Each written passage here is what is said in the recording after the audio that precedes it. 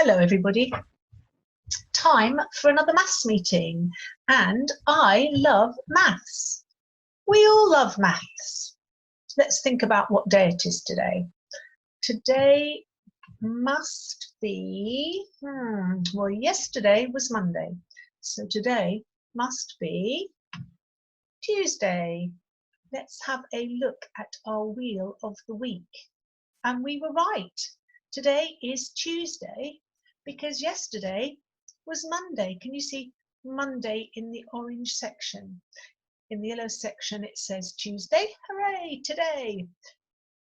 In the green section it tells us that tomorrow is going to be Wednesday, exactly. And our numeral of the day, it's a 2-digit numeral. Here it comes, bouncing in. Can you tell a grown-up what you think that number is? Did you say 25? Excellent. It is, it's 25. 2 digits. The 2 tells us that it has got 2 tens, 2 sets of tens. There are 2 numicon tiles. The 5 tells us that there are just 5 ones. So we've got 2 tens and then 5 ones. Here we are looking at it again, 25, 1 10, another 10. 1 5, oh, 1 5 made up of 1, 1, 1, 1 and 1. So that's what 25 looks like when we write it down. Let's move on to our shape of the day. Our shape today is this shape. Now, can you see that this shape isn't one we can pick up? It's not a solid shape. So that means it has to be 2D. It's a 2D shape. Can you remember what it's called? Some of you may have got that. It's a hexagon.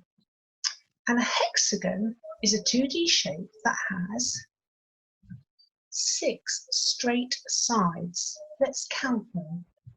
1, 2, 3, 4, 5, 6. 6 straight sides. Now, where 2 of those sides meet, there's a point. Can you see? In fact, there are quite a few points. There are 6 points, but we call them vertices. So 6 vertices where 2 sides meet at a point. And let's count them. 1, 2, 3 points, 4, 5, 6. And remember, we call them vertices if we're being very mathematical. One little tip for you, and I find this really helpful.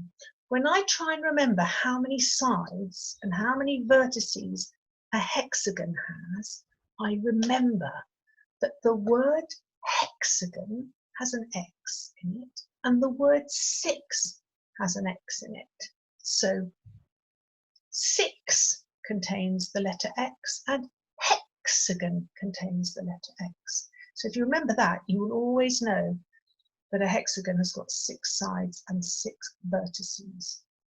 Okay, let's have a look at where we might see hexagons in normal life. And look, here's a coffee table that someone's made with those 6 sides. Honeycomb made by bees. Honeycombs create these extraordinary structures, and every single shape inside them are hexagons. Can you see? Perfectly made. And this is a nut and a bolt, which is something you use when you're building things. Those two have got hexagonal sides. And the end of pencils are often 6-sided hexagons. And the last one is the football, because on a football, especially on those professional football pitches, the football has hexagonal black shapes on them. So there you are. Those are the sort of things you might see in real life, where you'll see a hexagonal shape. Now we're going to go on to, oh, did you catch those numbers? 3 rows with 3 in each row. Last time. Should we count them? 1, 2, 3, 4, 5, 6, 7, 8, 9. So if you see 3 rows of 3, you will know it makes 9. Okay, moving on. Bye bye 3 dots, 3 rows. We're going to our 10 frame. We've only got one 10 frame today. Can you count with me as the purple dots go in? 1, 2, 3, 4. Hope you didn't count any more than 4 because there are only 4 purple dots up there at the moment. So carrying on from 4, 5, 6, 7, 8.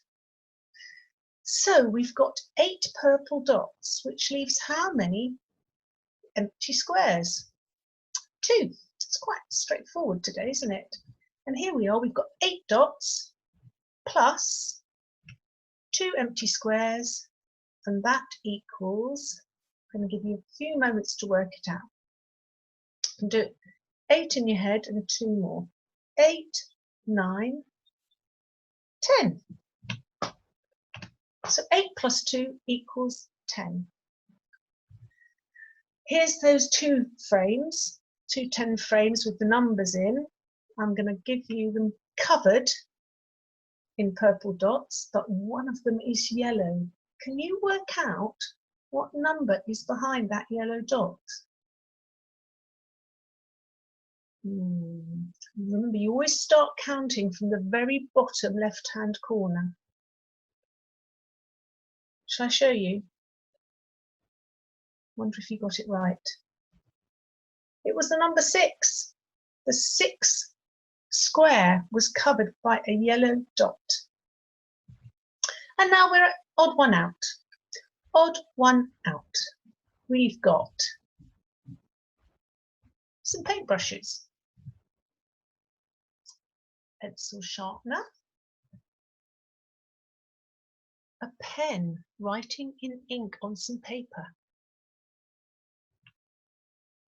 pencils, not colouring pencils, pencils for handwriting,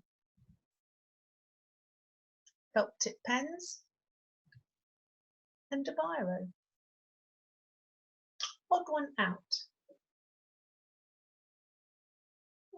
They all seem to be to do with making marks on paper, or to do with things you need when you're making marks on paper.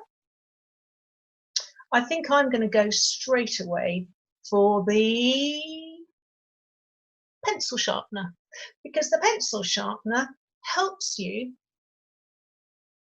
with the pencils, but you can't make a mark with a pencil sharpener, whereas all the other things that you can see are there for making marks on paper, whether you use paint or ink. I'm going to leave you with that. I think there are quite a few things you could say were odd on that page. Might be what they're made of, it might be what they can do, it might be how they do it. Anyway, I look forward to seeing you in my head tomorrow. Bye for now.